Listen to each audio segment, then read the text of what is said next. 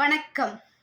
மார்கழி 8 திருப்பாவை பாசுரம் 8. கீழ்வானம் வெள்ளென்று எருமை சிறுவீடு மேய்வான் பரந்தனக்கான் மிக்குள்ள பிள்ளைகளும் போவான் போகின்றாரை போகாமல் காத்துன்னை கூவுவான் வந்து நின்றும் கோதுகளமுடைய பாவாய் எழுந்திராய் பாடிப் பறை கொண்டு மாவாய் பிளந்தானை மல்லரை மாட்டிய தேவாதி தேவனை சென்று நாம் சேவித்தாள் ஆவாவென்றாராய்ந்து அருளேலோர் எம்பாவாய். விளக்கம். கிழக்கு திசையில் வானம் வெளுத்துள்ளது. எருமைகள் சிறிது நேரம் பனிப்புல் மேய சிறிய தோட்டங்களுக்கு பரவின.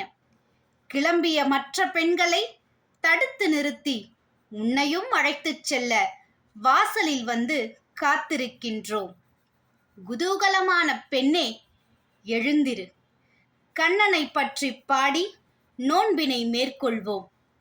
குதிரையாக வந்த அசுரன் கேசியை வாயை கிழித்தவன், மல்லர்களை கொன்று வீழ்த்தியவன் தேவாதி தேவன். அவனை சேவித்தால் நம் குறைகளை ஆராய்ந்து இறங்கி வந்து நமக்கு அருள் புரிவான். நன்றி, வணக்கம். ஸ்ரீ ஆண்டாள் திருவடிகளே சரணம்.